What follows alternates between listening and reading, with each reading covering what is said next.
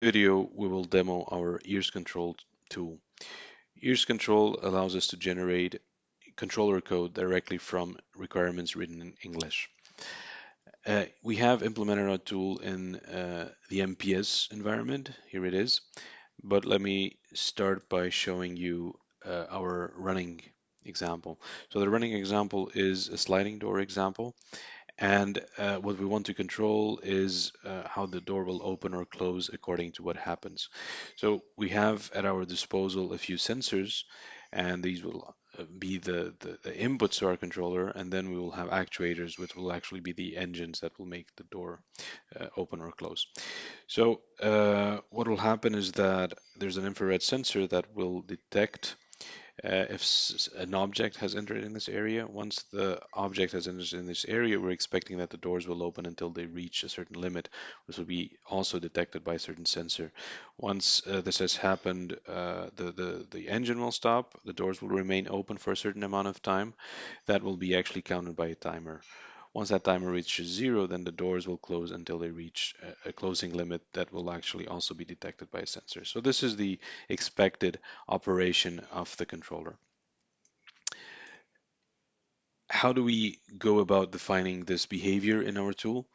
Um, this is done in two steps. So the first step will actually be a glossary.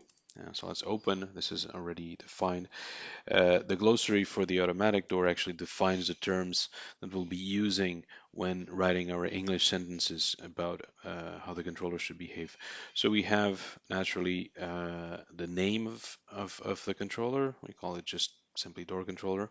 And then we have a couple of components which we want to control, which is the door, or how it opens and how it closes. And there's also a countdown timer that is a component of our system. We'll have a list of sensors, and these sensors, as we can see here, are what we've mentioned previously. An object has been detected, an opening or closing limit has been reached by the door, and that the timer has expired. And then we have a list of actuators, which are actions that should be performed by the controller. In this case, opening the door, closing the door, or starting a countdown for the controller itself. So once we have defined the glossary itself, we will define actually the behavior. And you can see here, as I've mentioned, that the behavior is defined using English. So this is control English. This is actually done in the ears language that has been defined at Rolls-Royce. I'll just make an example for you here. As you can see, we have already a predetermined amount of sentences that we can write. These are actually only four types, but the tool proposes, it's a projectional editor, and it proposes already a number of possibilities with some of the fields filled in. Like, for example, here, door is actually something that has already been filled in by the tool itself. We could have counter also, for example. So let's just build something here just for the sake of showing it. For example, this sentence is, when some trigger happens, let's say that when the timer has expired, then the door controller shall do something. And then this something is, of course, related to the fact that we're talking about a door here, so we can either open it or close it. So there's a certain amount of control over what is put in the placeholders that is already proposed by the tool itself. So this actually allows a certain amount of correctness by construction. Let's erase this because it's actually meaningless in itself. And as you can see here, we have four requirements that have previously inputted using the tool. So we have the first requirement, when an object is detected, then the door controller shall open the door until an opening limit is reached. When the opening limit is reached, then the door controller shall start the countdown controller. And when a timer expires, then the door controller shall close the door until an object is detected or the closing limit is reached. This is because, in fact, uh, it, an object could be detected while the door is closing. And of course, when an object is detected, then the door controller shall not close the door. So you can see that this is pretty much what I've said before when I was describing the example. So we have a pretty fairly English specification of our controller.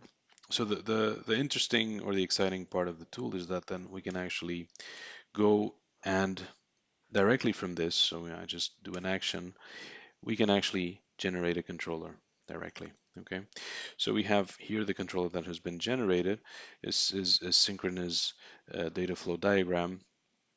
And in a synchronous data flow diagram, each of these blocks is either an input, like we have here the four inputs that we had before, for example, opening limit reached, timer expires, etc.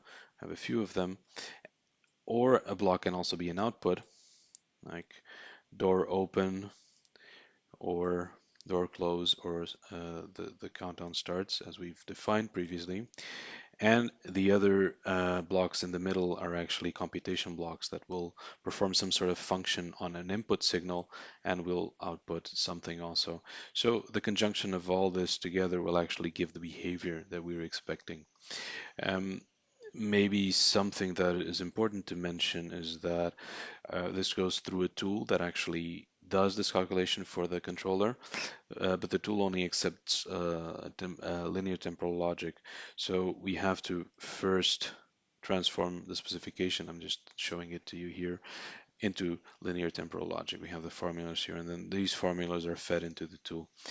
An additional thing that is interesting is that if we you see here that we have these blocks, and we have actually the descriptors for these blocks. So these descriptors are actually functions, as you can see here, and these functions are code.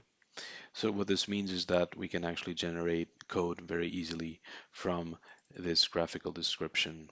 Um, that we can see here. So this means basically that we can go directly from English into code that can be used in the that can be used to control the door. This is all for now. Click the link below to go to our GitHub repository if you want to take a look at the tool, download it. Thank you for listening, and goodbye.